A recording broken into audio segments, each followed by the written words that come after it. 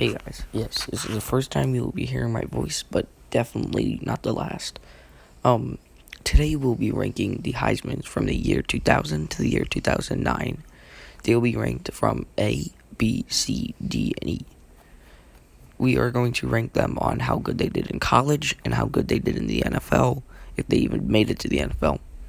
I don't know if you guys can hear, but it's my dog in the background itching himself right now. But anyway, let's get this thing started.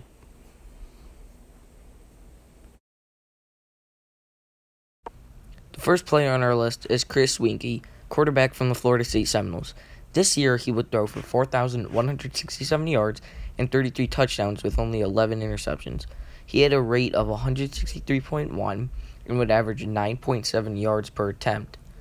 This year, he would lead the Florida State Seminoles to a 11-1 record. He would then face the Oklahoma Sooners in the BCS National Championship.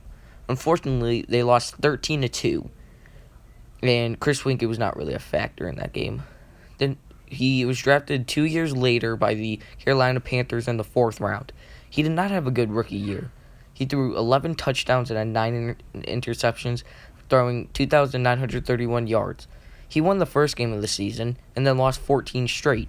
He would then go to the San Francisco 49ers and also not do so good. That is why we are going to put him at the D spot.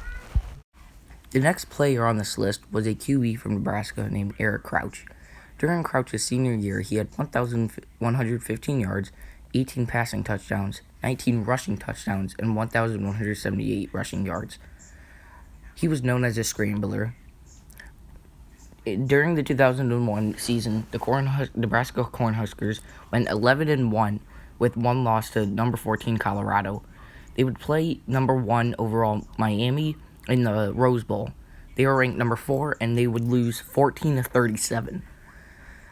The next year, Crouch was drafted by the Rams in the 3rd round of the 2002 draft. Crouch unfortunately did not play any games in the NFL, so that's why we were putting him as an F. The next person on this list is QB from USC named Carson Palmer. This year, he would throw for 3,942 yards while having 33 touchdowns and only 10 interceptions, and a completion percentage of 63.2. This year, he would lead his team to an 11-2 record while finishing 4th in the final AP poll. They would beat Iowa 38-17 in the Orange Bowl. The next year, he was drafted number 1 overall in the 1st round by the Cincinnati Bengals. In his rookie year, he went 6 for 7 with 2,897 yards, 18 touchdowns, and 18 interceptions. The next year, his team went 11-5 and made the playoffs. He would lose to the Steelers 17-31. He would go to the playoffs again with the Bengals and one time with the Cardinals in 2015. He would lose his 2 playoff games with the Bengals, but win a divisional game against the Packers, then lose in the conference against the Carolina Panthers. We are putting him at a B. The next player is a QB from Oklahoma named Jason White. This year, he would throw for 3,846 yards, 40 touchdowns, and 10 interceptions.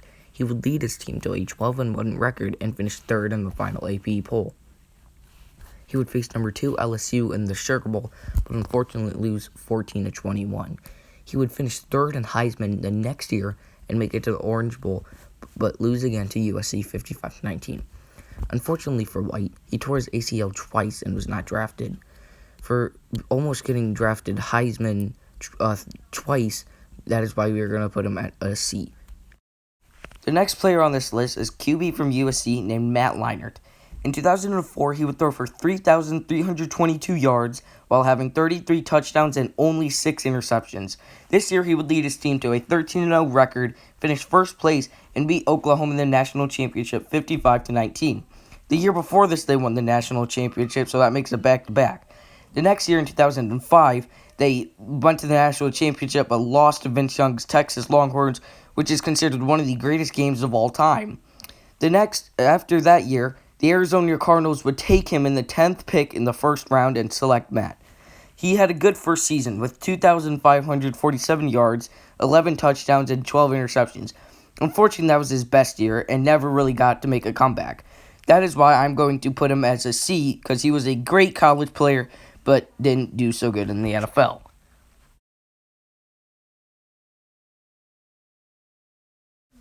The next player was Reggie Bush, the running back from USC. But with his scandal, the NCAA just took his trophy, so we'll skip him. The next player was a quarterback from Ohio State named Troy Smith. In 2006, Troy had 2,542 passing yards, 30 touchdowns, 6 interceptions, and he led his Buckeyes to the national championship. He finished the year at 13-0, but would lose to Florida in the national championship 41-14. The next year, he was drafted by the Baltimore Ravens in the 5th round. He played in 4 games and then was replaced by Joe Flacco for the rest of his career until he signed with the 49ers and then his retirement the next year. We are going to rank him C.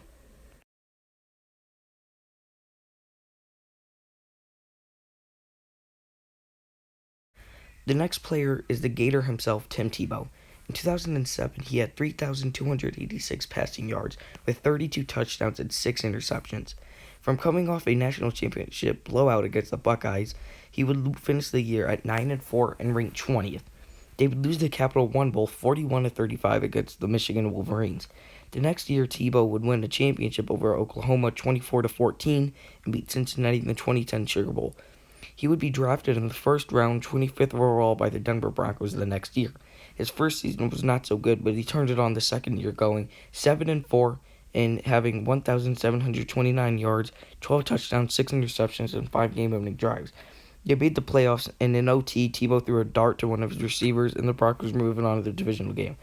They would lose to the 14-3 Patriots 45-10. His career at Denver was over after the Broncos got Peyton Manning. He went to the Jets for a year and now plays baseball for the New York Mets. We'll rank him at B.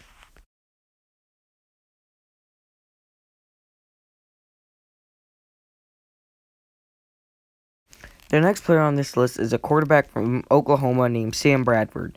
In this year, he would go off to throw 4,720 yards, 50 touchdowns, and 8 interceptions. His team would finish 12-1, but lose to Tebow's Gators 24-14 in the BCS National Championship. 2 years later, in the 2010 NFL Draft, he would be drafted number 1 overall by the St. Louis Rams. His first year, he went 7-9 for 3,512 yards, 354 completions, 18 touchdowns, and 15 interceptions. That in 2016 was 2 only real good years where he threw 3,871 yards, 20 touchdowns, and 5 interceptions, but still finished 7-8. He never just had really one of those big years. We are going to rank him as a C.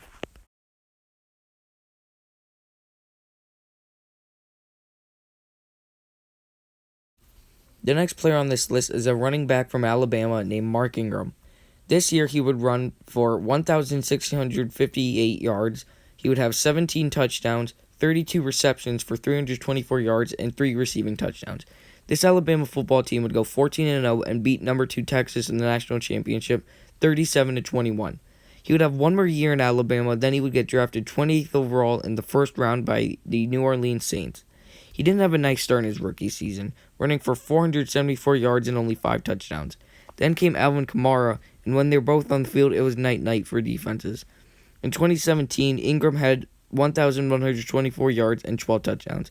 After the 2018 season, when the Saints lost because of a no call that was clearly pass interference, he would go to the Baltimore Ravens and help Lamar Jackson win 14 and only lose 2. I think they will be something really big someday and probably win a Super Bowl if the Ravens have another dominant season. I am going to rank him as an A.